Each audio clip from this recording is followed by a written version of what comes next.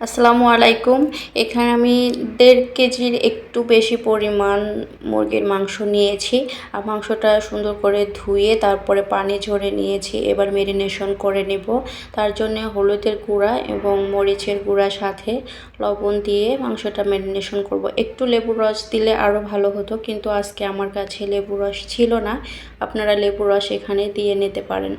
মাংসটা মেরিনেশন করে অবশ্যই আধা ঘন্টা থেকে ১ ঘন্টার জন্য রেখে দিবেন, তাহলে এই মাংসটা রান্না করতে ভালো হয় এবং খেতেও অনেক মজা হয়।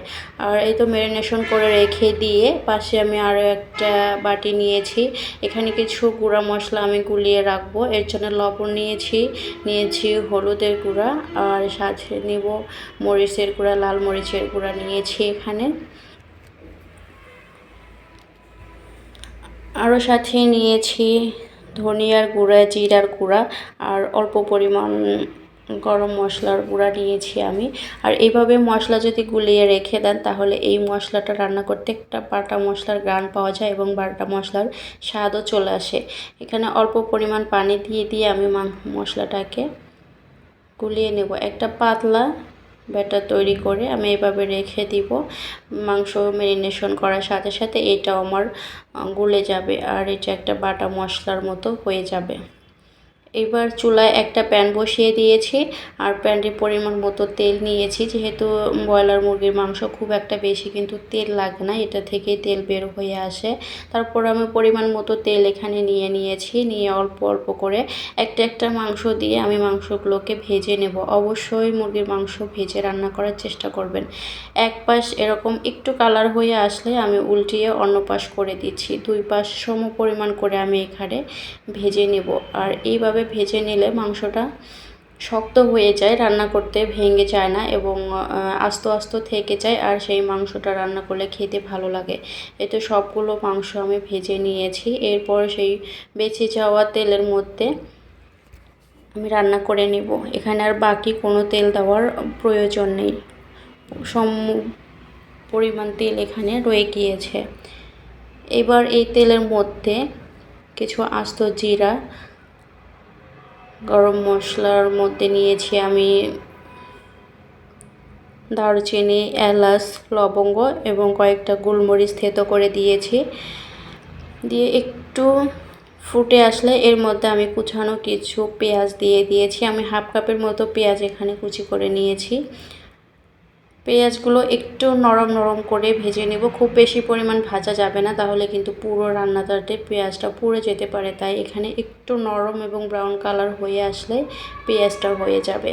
এর মধ্যে আমি দিয়ে দিচ্ছি আদা বাটা, রসুন বাটা এবং এখানে আমি আরও একটা বাটা নিয়েছি মরি, মেথি এবং জিরা একসাথে মিক্সড করে আমি বেটে নিয়েছিলাম। আপনারা এই মরি এবং মেথি চাইলে স্কিপও করতে পারেন, কিন্তু আমার কাছে এটা ভালো লাগে।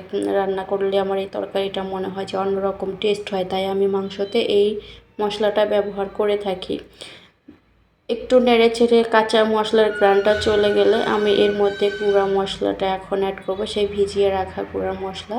তো সুন্দর জমে গিয়েছে, বাটা মশলার মতো মনে হচ্ছে দেখে।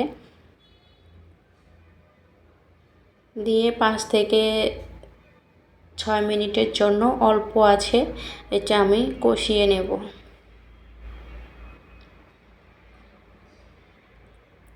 একটু পানি দিয়ে দিচ্ছি যেন গুঁড়া মরিচ পুড়ে না যায়। এই তো কষানো হয়ে গিয়েছে, তেল ভেসে উঠেছে এবং মশলা থেকে কিন্তু পেঁয়াজটা ছেড়ে দিয়েছে।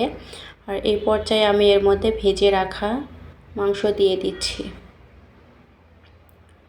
মাংস দিয়ে একটু নেড়েচেড়ে নিচ্ছি, সবগুলো মশলা যেন মাংসর সাথে একটু মিশে যায়, এরকম করে নেড়েচেড়ে দিচ্ছি। দিয়ে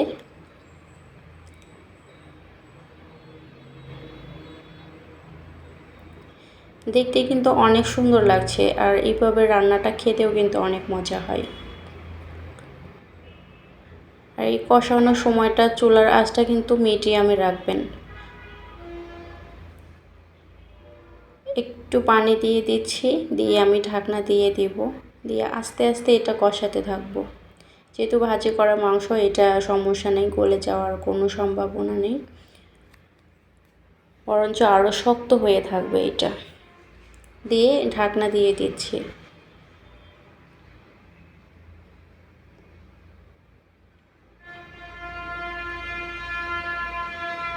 ঢাকনাটা খুলে নিচ্ছি, দেখতে পাচ্ছেন কত সুন্দর কালার চলে এসেছে এবং মাশাআল্লাহ।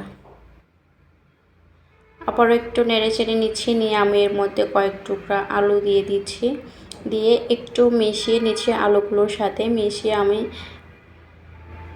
5 মিনিটের মতো ঢাকনা দিয়ে আবারও রান্না করে নিব।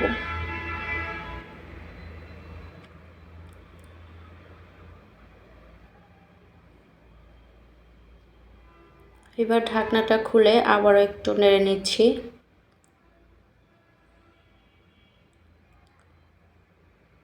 একটু নেড়ে চেড়ে, আর এই যখন ঘনত্বটা চলে আসবে তখন একটু নাড়াচাড়া মাঝে মাঝে করে দেবেন, তাহলে নিচে লেগে যাওয়ার সম্ভাবনা নেই। এইবার আমি ঝোল দেওয়ার জন্য পানি অ্যাড করে দিচ্ছি। যেহেতু আলু দিয়েছি আর আমি তরকারিটা একটু ঝোল ঝোল রাখবো, তার জন্য একটু বেশি পরিমাণ ঝোলে আমি এখানে দিয়ে দিলাম। দিয়ে নেড়ে চেড়ে আবারও ঢাকনা দিয়ে আমি কিছুক্ষণের জন্য এটা রান্না করে নেব।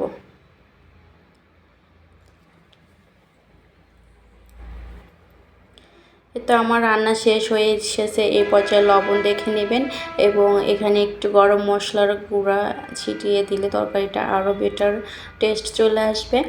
আমি এখন তরকারিটা নামিয়ে নেব, ঢাকনা দিয়ে তরকারিটা নামিয়ে দিচ্ছি।